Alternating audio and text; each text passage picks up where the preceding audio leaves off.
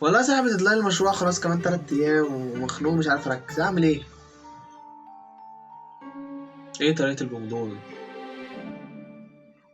25. طب شكلها كويس. ماشي ماشي، هبقى اجربها. تسلم. انا عرفت هكلم مين.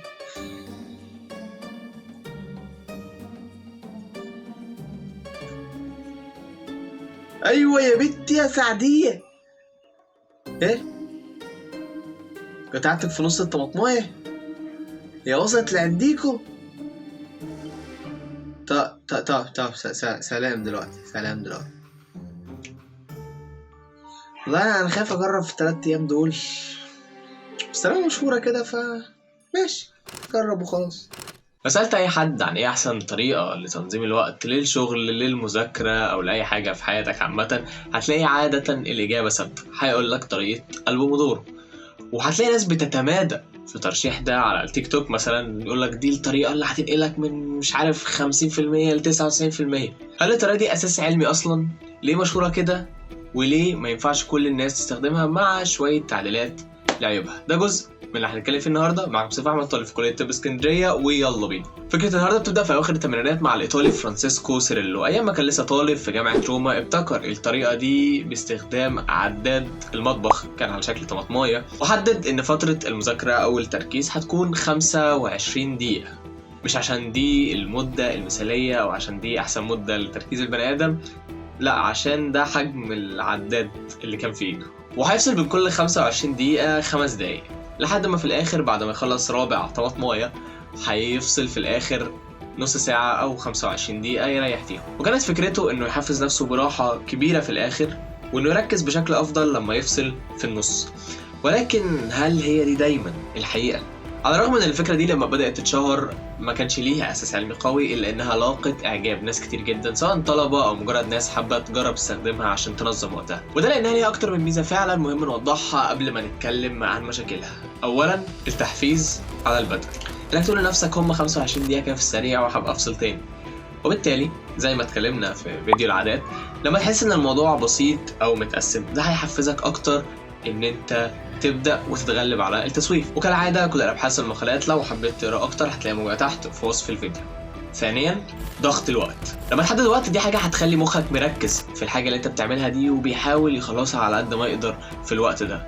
وممكن كمان تستخدم الوقت ده في انك تتحدى نفسك ان انت تحاول تخلص في المدة دي مثلا، دي حاجة ممكن تخليك مركز اكتر في اللي انت بتعمله. ثالث حاجه هي تجديد بقايا الانتباه. على حسب الابحاث اللي اتعملت على الموضوع ده، في جزء من تركيزك بيبقى موجود مع المهمه اللي فاتت او الحاجه اللي انت خلصتها، وبالتالي لما تفصل دي حاجه بتساعدك ان انت تفصل خالص وتبدا على نظافه زي ما بيقولوا مع الحاجه الجديده. زائد طبعا انك في خلال المده دي بتبقى مركز في حاجه واحده بس، وبالتالي لو انت من الناس اللي بتحب مالتي تاسك، اللي هو شغال مش عارف بتعمل ايه هنا ومش عارف ماسك ايه في ايدك وعمال كل شويه تنقل عينك من هنا لهنا، دي حاجه هتشتتك، هتخليك مش مركز ولا هنا قوي ولا هنا قوي. وبالتالي فدي برضو ميزه كويسه ليها علاقه ببقايا التركيز. وندخل بقى على العيوب. الطريقه دي شكلها جميله فعلا. خلصت تاني 25 دقيقه بسهوله، لما اريح ال5 دقايق على الموبايل. 1 hour later.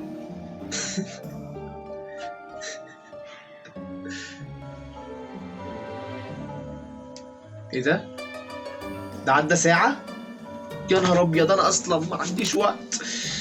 مهم قبل ما نبدأ نعد في العيوب نتكلم عن مبدئين علميين هيوضحوا لنا الدنيا اكتر. اولا، الاتنشن سبان او فترة التركيز، الفترة اللي بيحتاجها مخك عشان يجمع قواه العقلية ويبدأ يدخل في الفلو ستيت لحد ما يطلع من الفلو ستيت.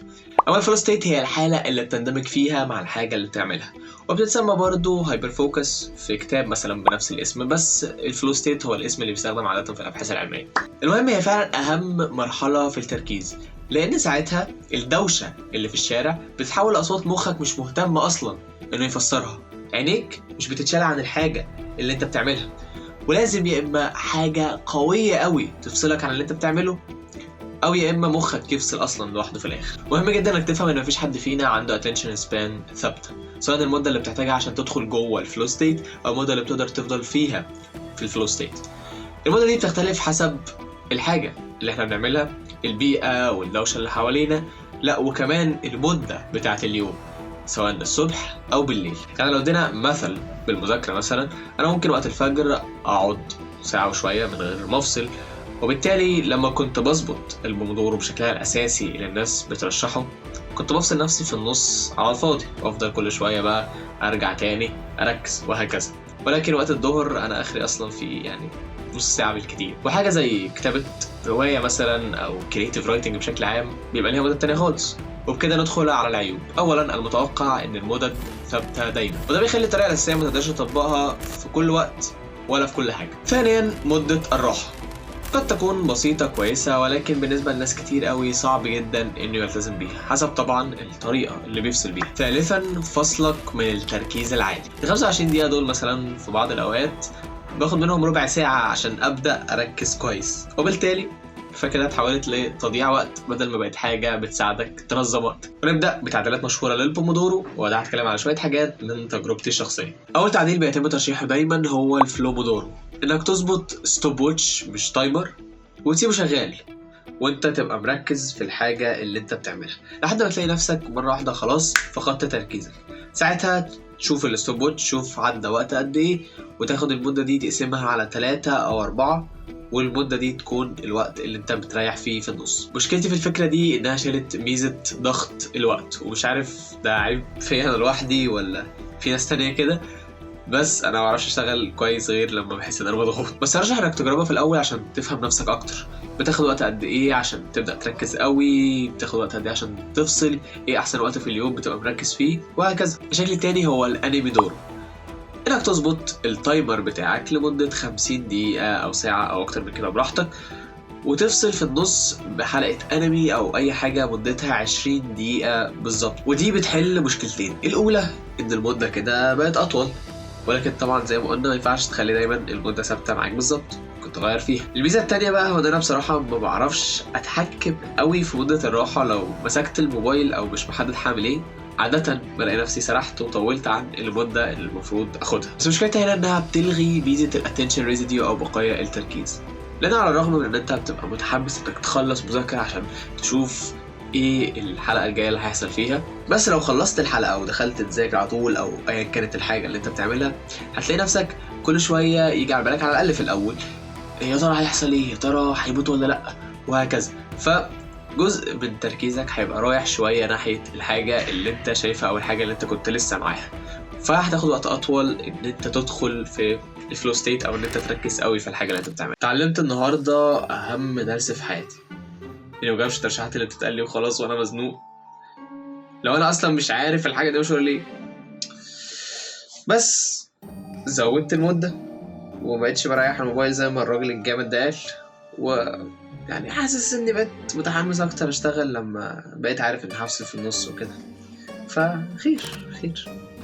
شوية نصائح شخصية بقى من تجربتي الحاجات دي كلها. أولا جرب في الأول الفلومودورو عشان زي ما قلت تفهم نفسك أكتر في أوقات اليوم المختلفة وفي المهمات المختلفة. ثانيا حط أهداف صغيرة لكل مجموعة، والفكرة من ده إنك تقرر مثلا إنك هتحاول تخلص عدد صفحات معين في الوقت ده، فتحاول تنجز في الوقت ده وتبقى حاسس فعلا بضغط الوقت وإن أنت عايز تخلص في المدة دي. ثالثا افصل صح. يعني غلطتي الأكبر دايما في الأول إن أنا لما كنت بحب أفصل كنت بمسك الموبايل أفتح بقى سوشيال ميديا أو لعبة أو أي حاجة، وده غلط لأنه بيعمل حاجة من الاتنين، يا إما هتسرح وتطول عن المدة اللي أنت محددها لنفسك، يا إما هتخلص على طول وتروح جاي سايب اللي في إيدك وداخل على طول على الحاجة اللي أنت بتعملها، وهترجع تاني نفس مشكلة الاتنشن ريزيديو، إن أنت بتفكر في اللي أنت كنت لسه فاتحه، يا ترى مش عارف هيبعت لي هيرد مش عارف ايه، على حسب الحاجه اللي انت كنت فاتحها طبعا. فجرب تاجل ده لما تخلص خالص، وافصل بانك مثلا تقوم تفرد جسمك او تتامل مثلا مده صغيره، او لو بتذاكر ممكن مثلا تسرح بخيالك في الحاجه اللي انت كنت لسه مذاكرها كانك بترسم مايند ماب في دماغك مثلا. رابعا ترشيحات للابلكيشنز اللي تستعملها، جرب تستخدم اي تطبيق فيه تايمر للتركيز وتايمر في الراحه وتقدر تتحكم في مده الاثنين. يعني ما تستخدمش اي حاجه متقفله على 25 دقيقه، يعني مثلا زي امبي اللي انا اصلا كنت منزله على اساس ان هو هيبقى فيه اصوات بقى، اصوات العصافير، بس لقيت فيه تايمر كويس جدا. وبكده نكون وضحنا ازاي البومودورو بشكلها الاساسي رغم ان ليها مميزات كتير الا انها مش احسن حاجه خالص، مع شويه نصايح وتعديلات ممكن تساعدك عشان تستفيد منها فعلا في حياتك. وخلينا ناكد ان التعديلات دي مش حاجه سحريه زي ما البعض بيصور البومودورو، ولكن هي حاجه لو اتعملت صح هتفيدك كتير في التركيز وفي تنظيم وقتك بشكل عام. بس كده اتمنى تدبروا زر اللايك وسبسكرايب عشان نقدر ندمر خرافات اكتر بطرق علميه وتنتشر الناس اكتر تستفاد منها. وبس كده، نورت. You think you know it all, heard it all before, but the truth is there's so much more. Got the faith nominees on the scene, ready to shine. The scientific knowledge gonna blow your mind.